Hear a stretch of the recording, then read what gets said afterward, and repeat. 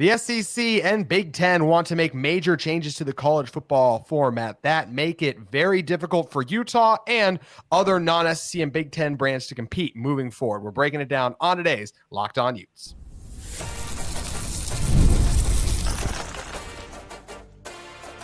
You are Locked On Utes, your daily podcast on the Utah Utes. Part of the Locked On Podcast Network, your team every day.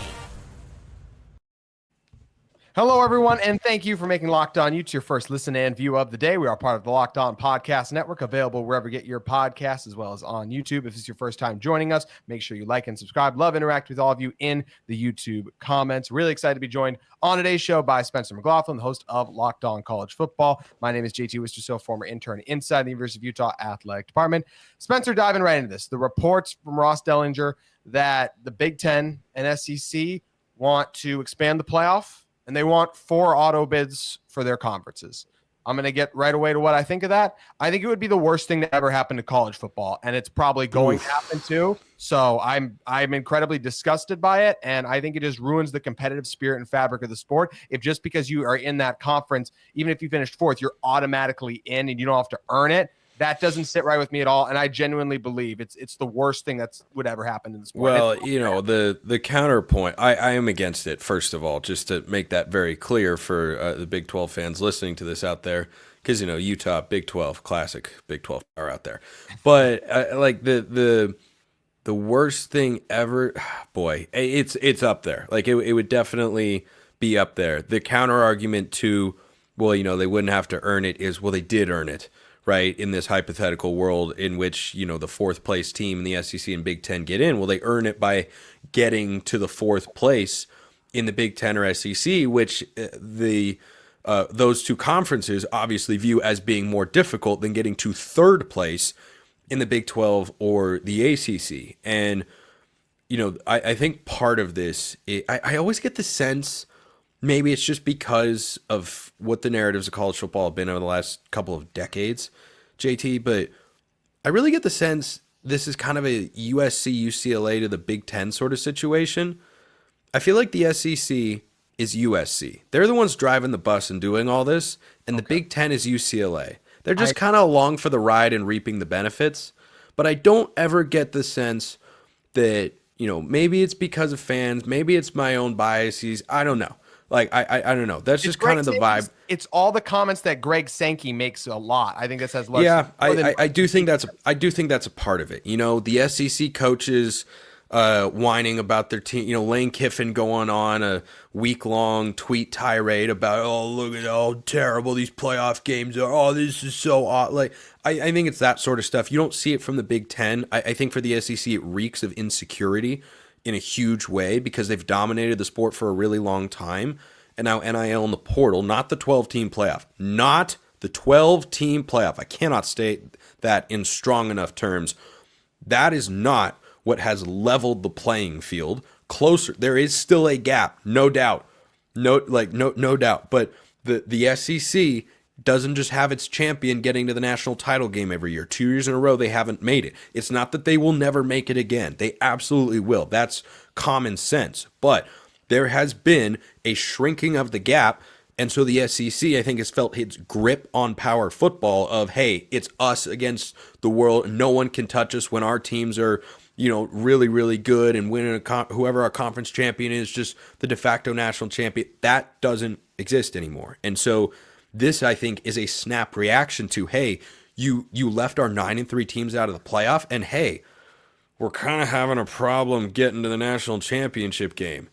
You know, it's like, but they're not. The SEC's a 65-year-old guy, and this is Viagra for them. Like, it's just not as easy as, I'm sorry if that's too crude, but like, it's just, like, that's what it is. That's what it's they're trying to grab on to what the past, what they want it to be like it used to be, but it's not.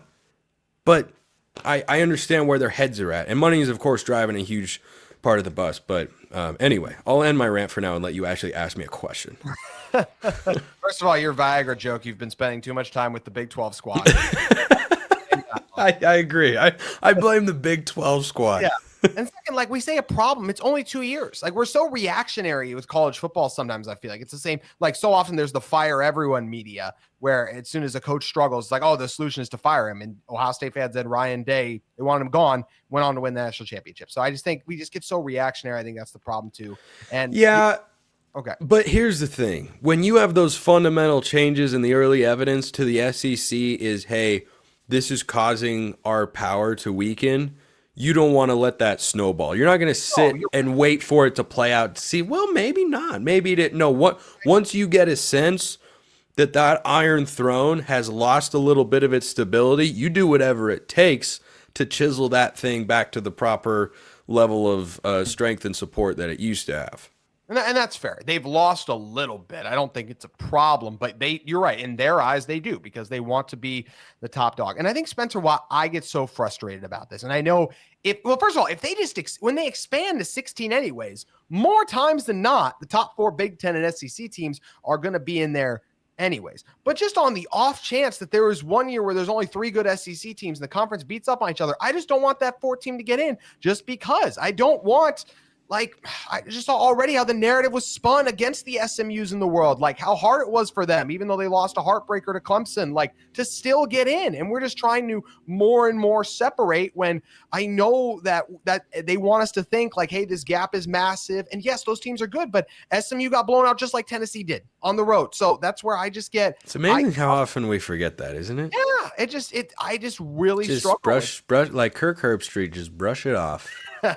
He was in the post-game wrap-up in the television booth where he called Tennessee getting blasted into another dimension so hard Dr. Strange had to pull him out of that dimension and reinsert them into the universe they belong.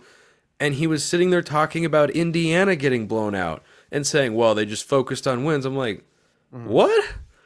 Like, think about this, JT. Tennessee was 10-2 with a road loss to Arkansas. Yes. Who lost to Oklahoma State. Yes. Now, Arkansas was a perfectly fine team. They were 6-6. Okay, whatever. Shout out. But again, not a great loss. Even on the road, they were 2 touchdown favorites, and they lost outright. That Tennessee team at 10-2, we didn't ponder, well, they shouldn't be in the playoff. Can you imagine if 10-2 BYU in the lowly Big 12, which is just so far away from the SEC, if they'd gone to Ohio State and had a similar sort of outcome, which they probably would have, by the way, because, well, Ohio State was ticked off and really good. Can you imagine what that discussion would have sounded like? I don't even like thinking about it. No. It would have been so repulsive. But again, they just get so much benefit of the doubt. And for the last 25 years, that's been my entire life. It's been warranted. But now it's not. I've always been a proponent of SEC bias until the last couple of years. Yeah. You can tell me whatever you want about on-paper results. Texas was not the SEC champion. They only lost once in the regular season. But they were the SEC runner-up. And they should have lost to Arizona State. They were 1 play away from doing that. The SEC champion last week of the regular season, Georgia. They lost. They almost lost in 8 overtimes to Georgia Tech, who was an average ACC team. You kept telling me about this gap, and I watched the gap exist for my whole life. But for the last couple of years, it hasn't been there. But they don't care, and they want to tell you otherwise. They do. And even like I can already see a year from now how SMU and Indiana's playoff performance will be brought up. When I will argue the game that was the closest to being the biggest blowout was the Tennessee one. The Tennessee 100%. Tennessee had the largest margin of defeat of any first round playoff team. Any of them. The interception in the end zone too, like in the first half too. Like let's even look back on that. If Tennessee doesn't pick off Howard in the end zone, it goes to 28-0. That's no other team trailed by that. SMU was in it. Indiana was in it closer than that. So, and I'm not trying to make this just about a Tennessee thing. I'm just trying to make it about, hey, I don't want these auto bids just because you're in a conference when these other teams have clearly deserve to play. And I don't want the regular season games to just not have the same level of meaning, which we've already diminished, but this is taking it a huge step further. It is. That's why I don't want to go to 16, Jay. I wanted 8. That's what I wanted. What did you do? You want 6? 6. I like 6. You were originally not even for expansion, so that's an improvement for I me. would have gone back to the BCS before I went to the 12-team playoff. Ooh. I still would. I can understand that. I maybe would rather go BCS. I don't know if I would, but it's just the way that the sport I would go back to the BCS before I expanded the playoff any further. I think tough. 6 was the right number. It's crazy, and there might even be talk of super conferences, so this isn't gonna slow down anytime soon, unfortunately. But Spencer, always appreciate making the time to come on. Thanks. Anytime, JT. In a moment, I'm going to talk about another ramification that NIL has, and that is the fact that when these playoff games shake out, you're going to see more NIL resources, and then you're going to see more players going to the top brands. We're going to break that down on Locked On Utes in 1 moment. Today's episode of Locked On Utes is brought to you by Roy. Attention Locked On Utes fans, the future of college sports is here, and it's transparent. Before the Roy app, NIL negotiations often happened under the table, and fans didn't have a clear way to directly support the athletes they love. Now with Roy, you get to be part of the change and support Utah in the most transparent way possible. Roy, the NIL app, allows you to choose the player you want to support, decide how much you want to contribute, and receive exclusive content from that athlete you back. The best part, if your player transfers, you get your money back. It's risk-free and a way to show your love and support. So once again, you can contribute to any player on Utah's roster, and then if they end up not coming back to Utah, your money gets returned through the Roy app. The Roy app is giving fans control. No more uncertainty. Now you can provide transparent, impactful support and help shape the team and the future of college sports with your contributions. Download the Roy app now from the App Store and start backing Utah athletes the way they deserve with transparency, trust, and real impact. This is the future of college sports. Join now, download Roy, and supporting your favorite players. You can get started with that today by getting Roy right now. Thanks again to Spencer McLaughlin for coming on today and talking about I do not back down from what I said earlier, and I just said it 10 minutes ago, so obviously I'm not going to change my tune that quickly. But I genuinely believe it's the worst thing that could ever happen to this sport is we just allow auto bids that go all the way to 4th. Allowing auto bids itself is not bad. Allowing the 4th place team in a conference to get an auto bid. I mean, what are we doing? What other conference has that in one division? That just, I know in the NFL, right? You get the top 8 teams in the playoffs, sure, but you still have to win your division, win something. You don't just get to be the 4th place team and then all of a sudden you just automatically get in. And as I said too, why are we giving auto bids when 9 out of 10 years they're just going to get in anyways? I mean, we would have had 6 SEC teams in because you had Alabama, Ole Miss, and South Carolina all would have gotten in. So why are we just going to do auto bids? And I think the Big Ten would have had Illinois in maybe, but they had their top 4 in anyway. So why does that even? So I just think it's ridiculous. But one thing that's going to come from this is the more Big Ten and SEC teams we allow into the playoffs, and they have the top brands too, right? They're going to continue to win. And the more wins you get in the playoffs, you get more NIL money. Also, just the more you win, the more brand exposure and NIL money you're going to get in general. And that's a problem because what does that mean? The scales are only going to continue to be unbalanced in college football. And we are going to see these schools have more power, more money than resources than ever. That's why eventually we're going to get super conferences. I sincerely believe that. So where does this become an issue for Utah? Something that happened a little bit this year, I think is only going to grow in years moving forward. Utah lost 2 players they were hoping to retain. Keanu Tanavasa went to BYU and Cameron Calhoun went to Alabama. We've talked about the Tanuvasa situation a lot, and that's going to happen again, whether it's BYU landing a guy or Texas Tech. I mean, if Utah has some guys ball out next year with the way Texas Tech, they have the top portal class. They might be able to lure some Utah guys. So we could talk about that issue another day. But I am more concerned with genuinely the Big Ten and the SEC next year being hey, you know how Cameron Calhoun's a really good player. And I think Cameron Calhoun's going to do really well at Alabama. I think he's going to be a starter and an impactful player for the Crimson Tide. I think next year we will see. We saw 2 Utah starters leave that Utah wanted back. I think next year there's a chance that number is closer to 5 and maybe even more, hopefully less, but I think we're heading to that many. if Devin Dampier has the type of year I believe he's capable of, is it possible that Utah can pour enough NIL into him to get him to stay? Yes, but I'll also say this. They might have to pour so much into Dampier to get him to stay that what is then going to happen? That other players on this roster, you won't be able to allocate the appropriate NIL resources to them, and then those other players are going to be moving elsewhere. So this is where I'm really concerned because of the drastic difference in NIL we're only going to continue to see, especially for those top dogs, in the amount they get to in the media rights deal, in the playoff fees, because they're going to get even more into. It's a massive unbalance. Utah is set up to fail, and every Big 12 team and ACC team, even in this regard, for the most part, they are set up to fail when they go against the SEC and the Big 10 moving forward. Now, right now, they can still compete and hang around. And I do think there will always be, like, this is still college football. Anything can still happen on a given Saturday, just like ASU was able to do. So there will always be upsets. But it's hard for me to see, and maybe this is a crazy statement. Push back on me in the comments if you want.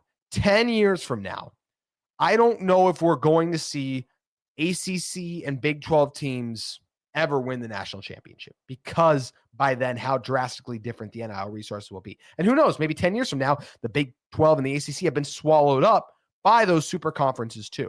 So that's the concerning and scary thing, is maybe this won't even exist as we know it, because the sport each and every day gets less like what we all fell in love with.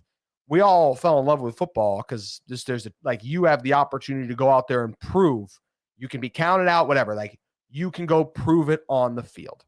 And now what we're saying, at least the SEC and the Big Ten is, before, as long as you're one of the four best, you don't have to be the best, but you could be the fourth best. Because there's lots of talk about, like, oh, we give out participation medals too easily now in today's society. You've heard people say that before, right? Well, now we're doing that in college football too. That's what's crazy about all of this. So now we're just going to say, hey, you're the fourth best in the SEC team.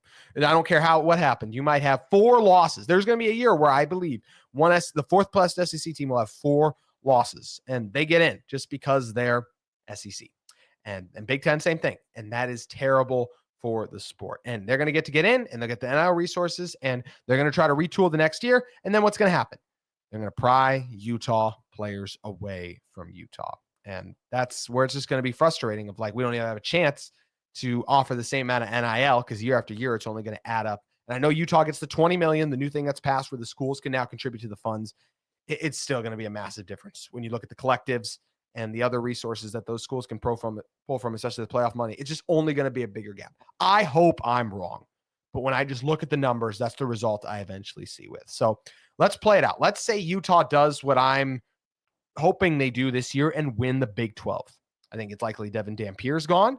I could even see a Caleb Lomu getting a big offer. And this is not anything about these players. Like, I don't know, like, they might say, like, you know what? I don't care about the money I'm saying at Utah. I'm just saying what could hypothetically happen, because here's what comes with hypotheticals, right? If I had said a hypothetical of Cameron Calhoun leaving, a lot of you would have said that's not going to happen. And Cameron Calhoun ended up leaving. So let's say next year, just using these elite players as an example of guys I think could ball out, and then all of a sudden the SEC and the Big Ten try to swoop in and add them, right?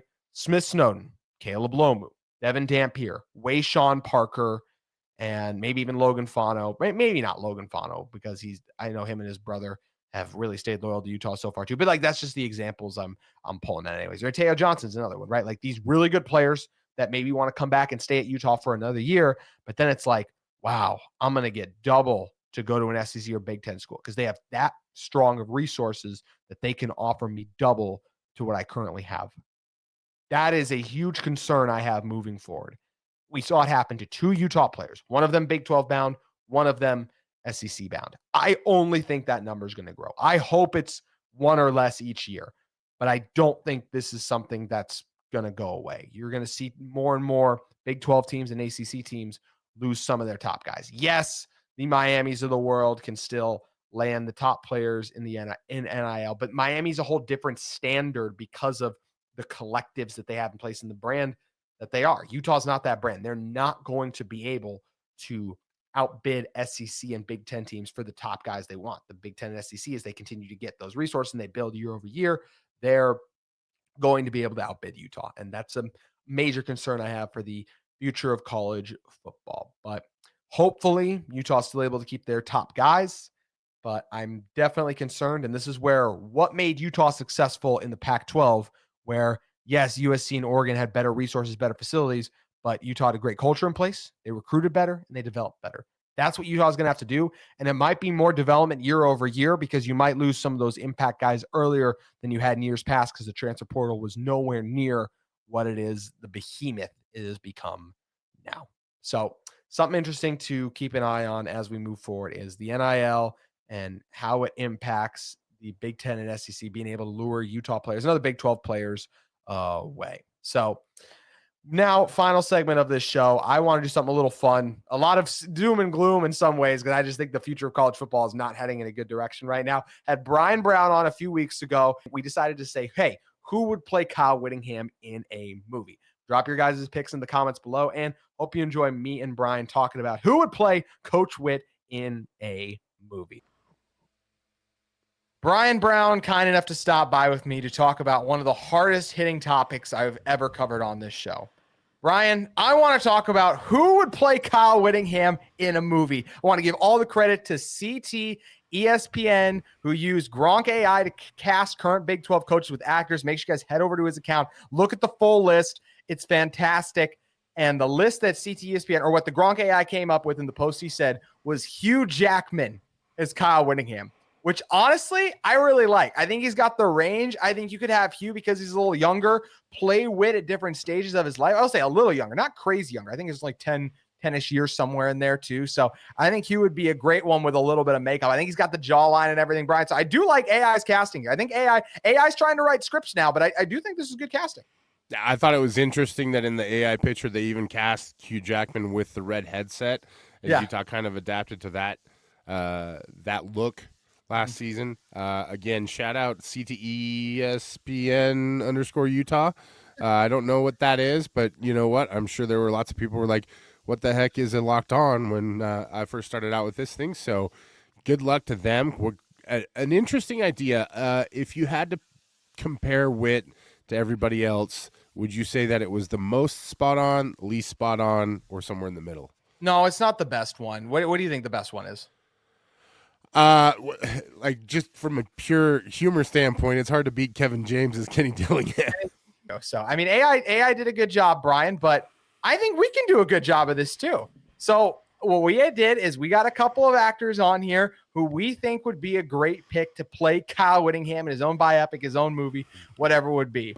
So my first one, you do have to suspend a little bit of disbelief here and maybe time travel a bit. My first one was Clint Eastwood. Okay, that'd be really good if you go back in the day. Mm-hmm. And the reason I went with Clint Eastwood is just the delivery is very similar. Not necessarily deadpan, but even keeled. The toughness, I could see Whitt with a little toothpick in his mouth sometimes at practice, saying, you want some of me? Do ya, punk? So Clint Eastwood would be my first one. I'm gonna go ahead and jump into my second one though, because when I was thinking of things that correlate with Whitt, shows that he likes, things like that. I remember you used to always call Coach Halliday Doc. So I mentioned, I believe that he's a big fan of Tombstone, and I thought to myself, you know what? Why not Kurt Russell? Russell could be a really good Kyle Whittingham. Yep. I 1,000% agree with that. I think Kurt would make a fantastic Kyle Whittingham. I think he pulls off the swagger a little bit that Whitt's got to, just the moxie. I like that one too. How about this one? Sam Neill from Jurassic Park fame. I think he would be a really good Kyle Whittingham. I think he's got kind of the intensity a little bit. Maybe he's not as intimidating as a Kyle Whittingham, but I think he's more than got the chops to pull it off. So Sam Neill would be another one I'd be looking at, Brian. Yeah, I like that one a lot, and he's a New Zealander. So, I don't know if there's much correlation there with Coach Whitt, other than Coach Whitt likes to vacation a lot in Hawaii. So they both enjoy, tropical paradises.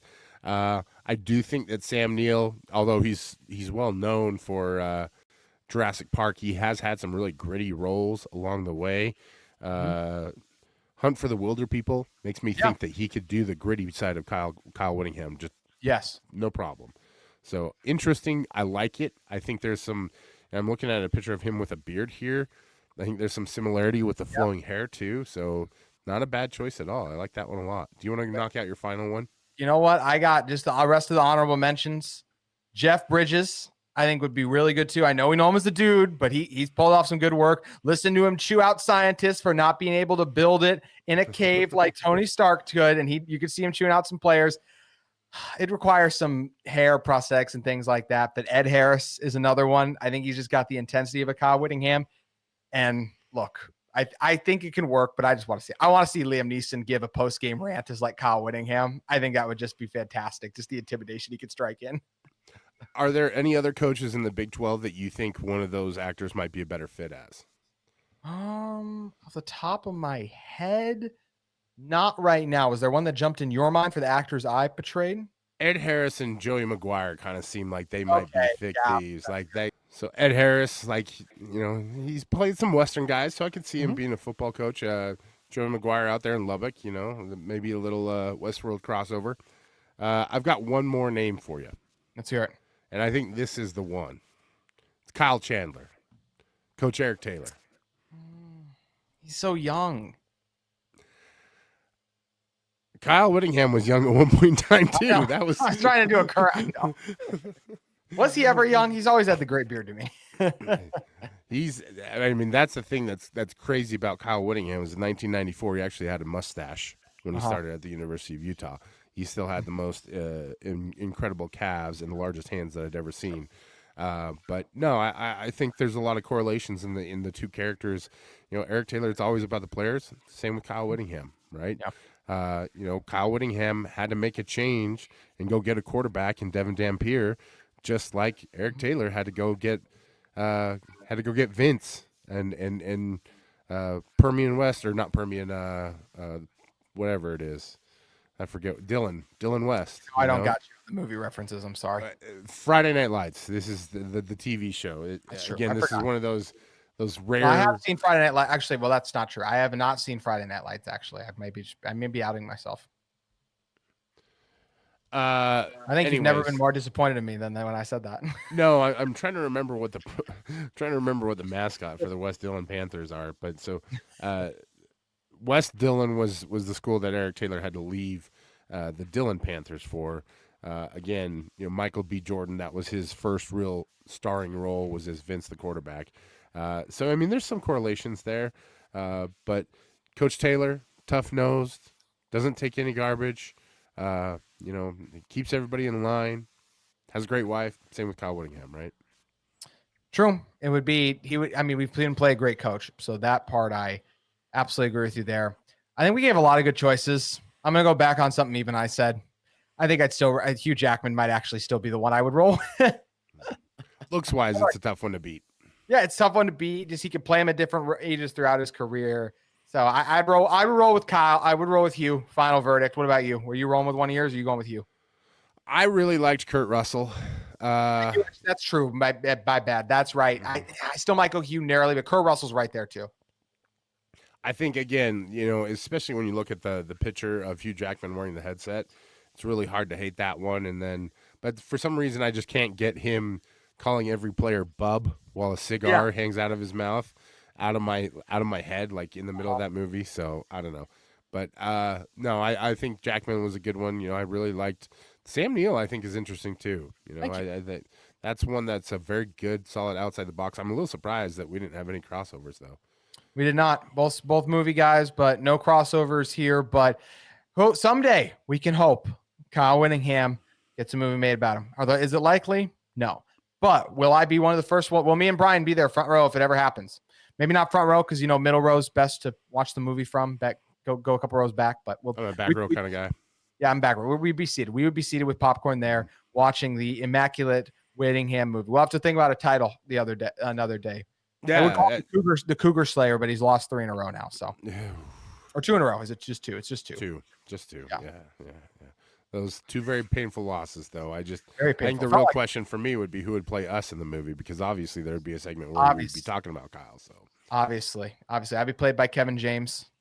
And can we get extra Bronson off the? I don't know. You go, Gerard. How about Gerard Butler for you? Red beer red. That's generous. I appreciate that. But I'm nothing if I don't try to be a good host. So, Brian, always a blast, man. Thanks for stopping by. appreciate it, man. Good to see you. That's going to do it for this episode of Locked On Utes. Hope you'll join us for more Utah football content and maybe even more some casting choices on another show.